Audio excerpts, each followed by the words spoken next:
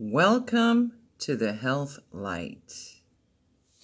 Today's topic is about the different foods that are available on a food therapy level regarding organs and other things. But before I get into that, let's communicate instead about some interesting facts.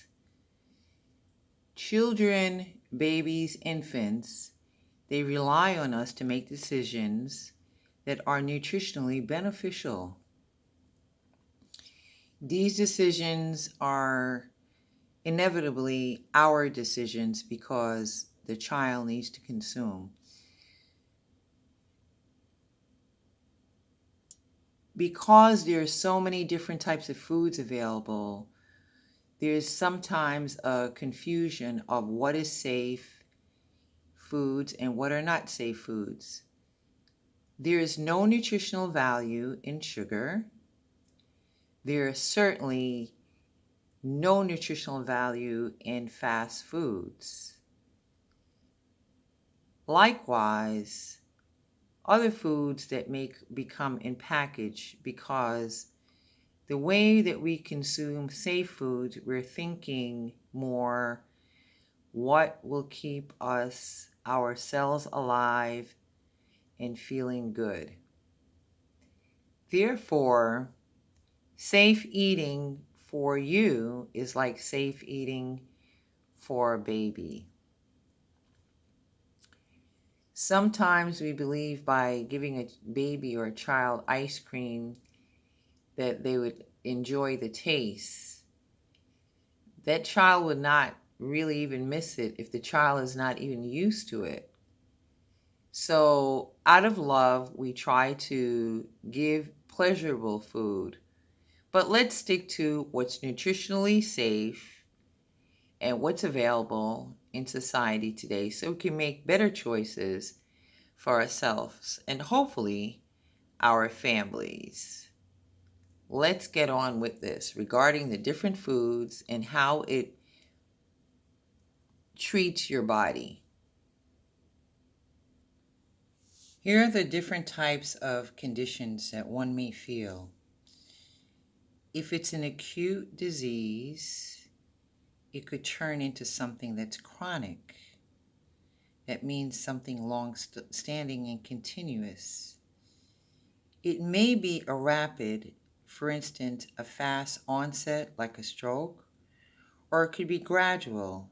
Gradual means that you're not really seeing a condition that exhibits in a very pronounced way, but eventually it could change into a rapid or fast-acting onset of a condition, pathological condition.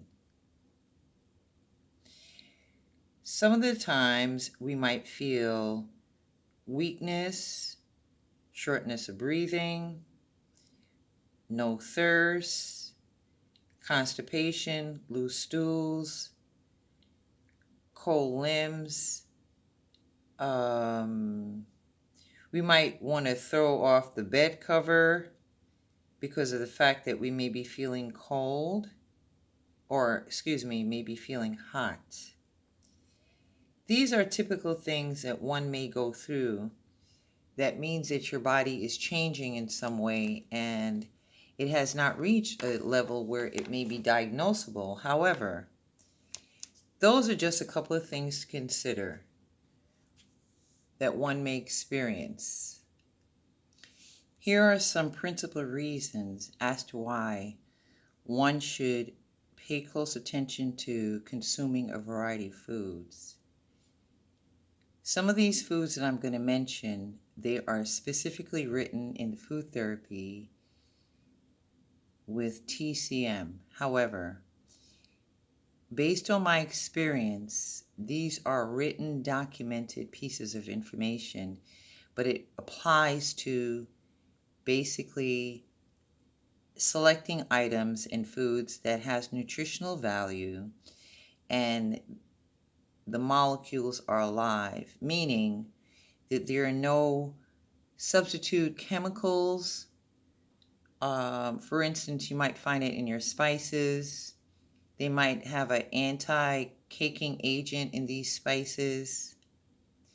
They may have monosodium glutamate in these spices, just to name a few. I'm going to mention the name of the foods, and then I will describe, and we will develop an understanding regarding textbook material regarding food therapy. Number 1, I'm going to refer to kidneys. Kidneys is considered as a water element. The food that is chiefly pronounced for that particular item that comes in a grain form would be millets. Millet, and I'm sure if you check back into the videos, I have it displayed. There are other foods certainly that we've discovered that's good for the kidneys, but this is just referring to the grains, such as watermelon. The kidneys cover your kidneys and your bladder because certainly it works together. In addition to that, the tissues that it refers to would be your bones. This is according to food therapy analysis regarding your body. Certainly, millet has a long-standing history of being clean and being pure and being safe and has nutritional value.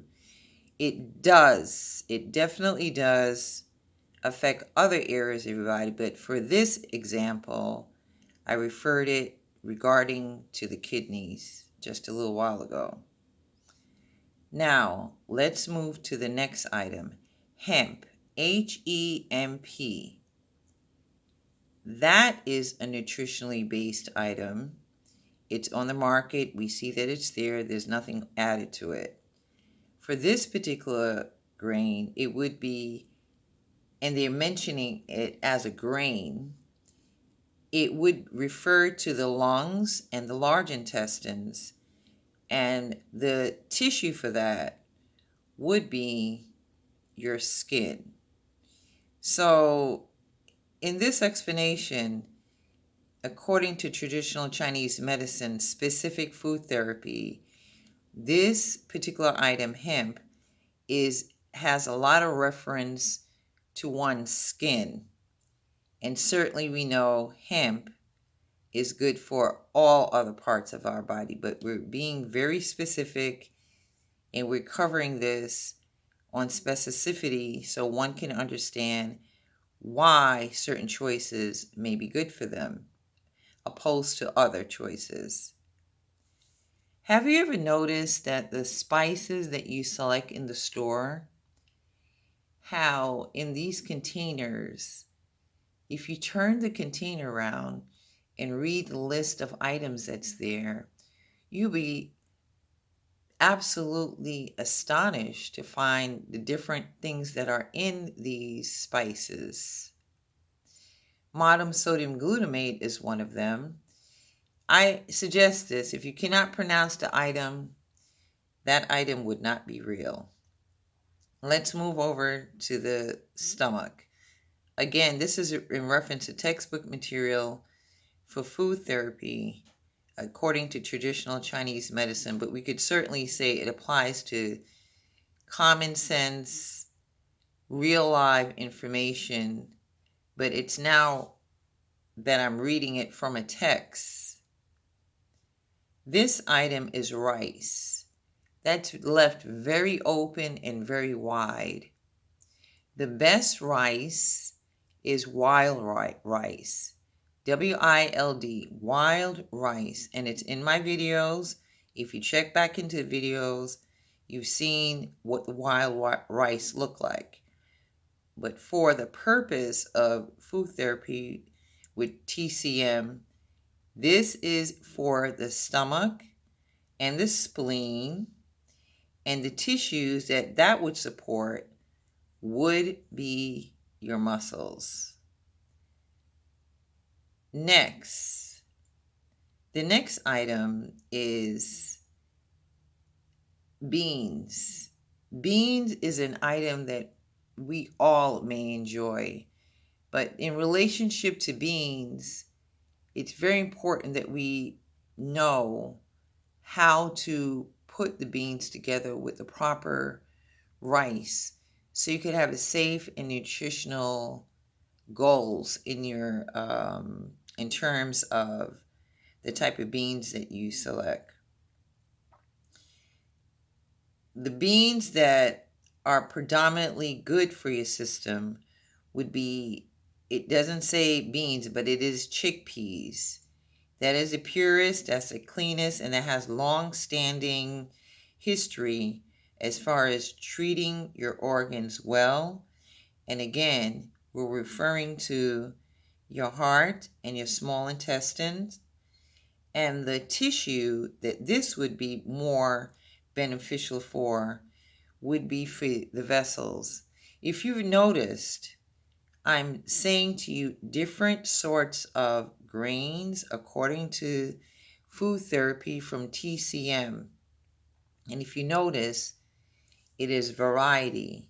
Variety is the key to treat the different parts of your body. Next.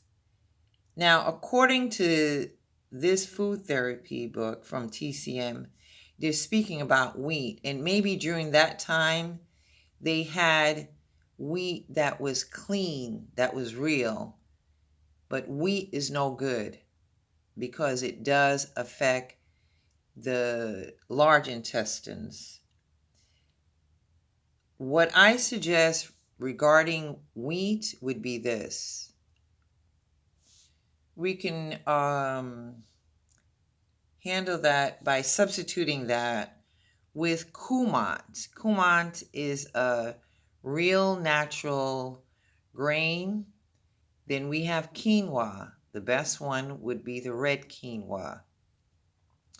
Another item that's on the market currently is Spelt. Splet. That is not the best of the best. However, that is not harmful to one's system.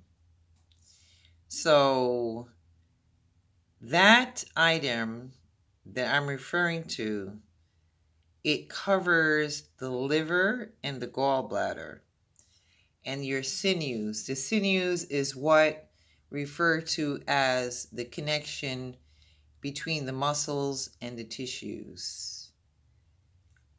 If you're interested in creating a better nutritional value for your system, and you may have a condition that you're trying to alleviate, the best thing is to start off by substituting these commercial items for things that are real in terms of no chemicals. And when I refer to chemicals, I'm speaking about anything that's made by man to a more natural, substituted for a more natural, healthier approach.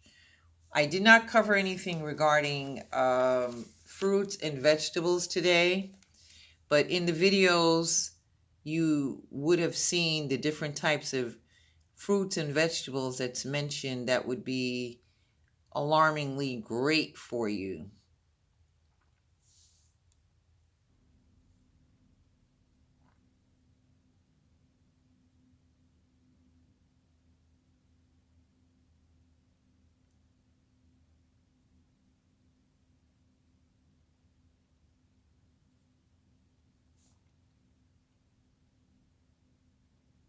If you believe that this video has been helpful to you, please consider subscribing to the channel.